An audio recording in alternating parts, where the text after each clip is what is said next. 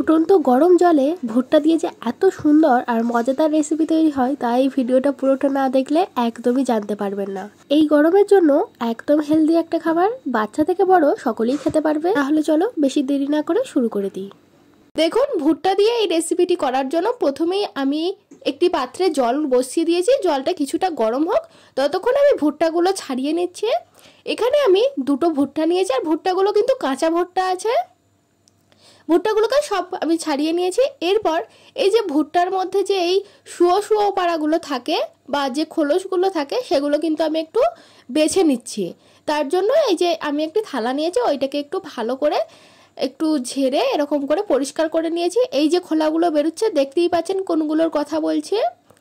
হ্যাঁ, এগুলোই সবগুলো পরিষ্কার করে নিয়েছি।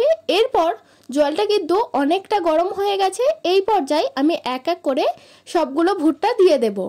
আর একটা কথা বলে রাখি, এখানে দুটো ভুট্টা থেকে কিন্তু 1 কাপ বা 1 বাটি, অর্থাৎ এখানে 3 থেকে 4 জনের মুখরোচক বা স্বাস্থ্য সচেতন হিসেবে খাওয়ার জন্য একদম পারফেক্ট হয়ে যাবে।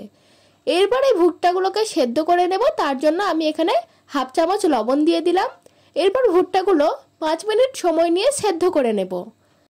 আর এটা সেদ্ধ কখন হবে তা বুঝতে না পারলে তখন আপনারা লক্ষ্য করবেন যে কিন্তু ভুট্টার যে কাঁচা ভুট্টার যে কালারটা, সেটা কিন্তু পুরোপুরি সেদ্ধ হয়ে গেলে কালারটা একদম পুরোপুরি চেঞ্জ হয়ে যাবে। এখান থেকে কিন্তু বুঝে নিতে হবে যে ভুট্টাগুলো প্রায় সেদ্ধ হয়ে গেছে। আর আমি এখানে কাঁচা ভুট্টা ব্যবহার করছি, তো টেস্টে কিন্তু একটু বেশিই আছে। আপনারা যদি পাকা বা এমনি যে ভুট্টাগুলো হয় সেগুলো ব্যবহার করলে কিন্তু অতটা আমি বলতে পারবো না, তবে আমার মনে হয় কাঁচা ভুট্টাটা ইউজ করাই বেস্ট। দেখতেই পেলেন কি সুন্দর কালার চলে এসছে। 5 মিনিট সময় নিয়ে কিন্তু আমি ফুটিয়ে নিয়েছি। আপনাদেরকে দেখিয়ে দিলাম, দেখতেই পেলেন। আরেকবার দেখিয়ে দিচ্ছি, দেখুন, দেখতেই পাচ্ছেন ভুট্টার কি সুন্দর কালারটা চলে এসছে। ভুট্টা পুরোলের যেরকম কালার আসে সেরকম দ্বারা কিন্তু কালারটা চলে এসেছে।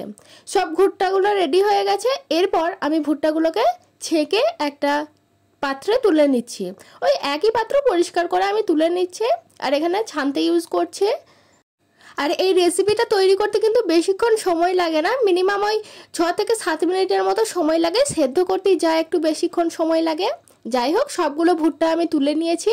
এরপর দেখুন আমি এর মধ্যে দিয়ে দিচ্ছি পেঁয়াজ কুচি। আধখানা পেঁয়াজকে আমি একদম ছোট্ট ছোট্ট করে কুচিয়ে নিয়েছি। সেই পেঁয়াজ কুচি, কাঁচা লঙ্কা কুচি, দুটো কাঁচা লঙ্কাকেও একদম ছোট্ট ছোট্ট করে কুচিয়ে নিয়েছি। দিয়েছি হাফ চামচ বিট লবণ, 1 চামচের মতো চাট মশলা, হাফ চামচ জিরে গুঁড়ো, হাফ চামচ ধনে গুঁড়ো, আর দিচ্ছি সামান্য শুকনো লঙ্কার গুঁড়ো। শুকনো লঙ্কা গুঁড়োটা একটুখানি দিলাম, কেননা কাঁচা লঙ্কা দিয়েছি, ঝালটা অতিরিক্ত হয়ে যাবে। আর যারা বাচ্চাদের জন্য তৈরি করবেন তারা কিন্তু এখানে লঙ্কাটা অ্যাভয়েড করে যেতে পারেন, তাতেও কিন্তু সুন্দর লাগবে খেতে। তার বদলে কিন্তু একটু গোলমরিচ দিয়ে দিতে পারেন, আমি আর গোলমরিচটা দিলাম না। এরপর আমি দিয়ে দিচ্ছি লেবু। এখানে আমি পাতি লেবু নিয়েছি, আধখানা পাতি লেবু নিয়েছি। লেবুটাকে হাতের সাহায্যে চিপে এই ভুট্টাটার মধ্যে দিয়ে দিচ্ছি। এরপর কিন্তু খুব ভালো করে ভুট্টাটাকে এই মশলাগুলোর সাথে মাখিয়ে নিতে হবে। আর মাখিয়ে নিলেই কিন্তু এই রেসিপিটা একদম তৈরি হয়ে যাবে, যা ডায়েটের জন্য বলুন আর মুখরোচক হিসেবে দুটোর জন্যও কিন্তু একদম পারফেক্ট। তো আমি বলবো যারা ভুট্টা পুড়িয়ে খান বা অন্যরকমভাবে খান তারা কিন্তু একবার এভাবে ট্রাই করতে পারেন। এভাবে করলে কিন্তু খেতে দারুণ লাগে। আর যদি বিকেলে বা সন্ধ্যার সময় হয় তাহলে তো কোনো কথাই নেই। যাই হোক, রেসিপিটা কিন্তু আমার এখন একদম তৈরি।